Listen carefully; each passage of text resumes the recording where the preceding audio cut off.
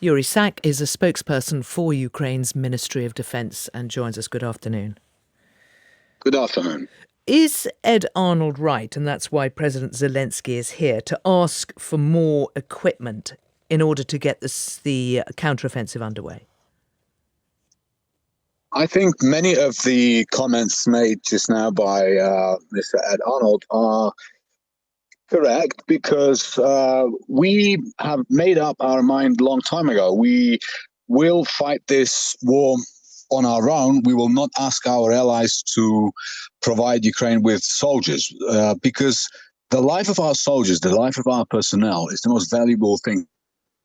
In order to be efficient on the battlefield and in order to carry out our military operations with the minimum losses, of course, we want to make sure that our army is best equipped for any offensive operations. So, and another thing to mention and to stress is the counteroffensive. We are probably better off if we think about it as an analogy with a boxing match.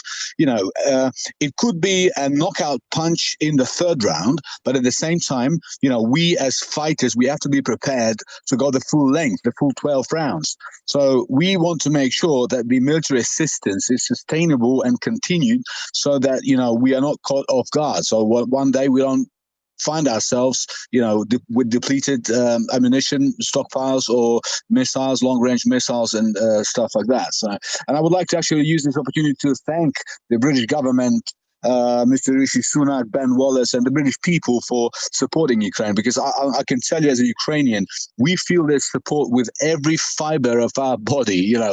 Britain has been a leader in providing Ukraine with tanks, with long-range missiles, and now we are seeing that Britain is taking on the leadership when it comes to the fighter jet coalition. Well, I want to ask you about that because there was a conversation about fighter jets between the President and the Prime Minister this morning.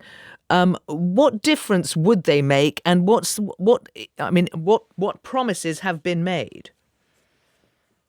Well, as for the differences, look, in the last 50 years, that you will hardly find any successful military operation that did not entail air supremacy and air superiority. So, for example, in the Operation Desert Storm, the air power was overwhelming during the first couple of days. So, this is one thing. Our allies would have never gone into any offensive operations themselves unless they had sufficient air superiority.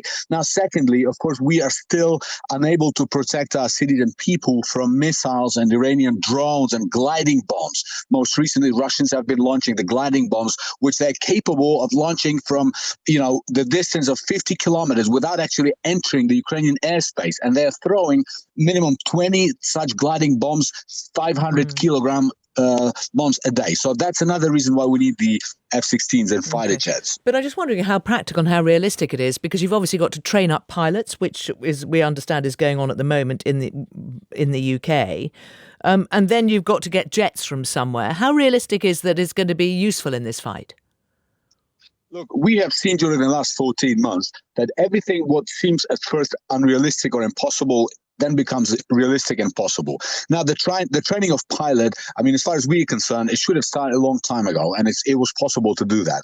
Now, there are over 4,000 F-16s around the world between our allied countries and partners. So we're asking for just 40 to 50, a couple of squadrons. So is that realistic? 1% of the whole fleet, the worldwide fleet of F-16s? Of course, that's realistic. So there are no arguments that should be used to stop the fighter jet coalition from being formed. What's the ideal? On the current trajectory, when would you have fighter jets in operation? Well, we've heard different estimates. Like our pilots, according to the assessment of their skills, our pilots could be combat ready in 3 to 6 months. Now, this is a sufficient time frame for the F-16's capability to be delivered to Ukraine, for the infrastructure and logistics system to be put in place, and so it could happen sooner than a lot of people think or expect. One of the reasons I'm asking you is that, for example, there was a warning from the former head of the British Army, General Sir Richard Dannatt,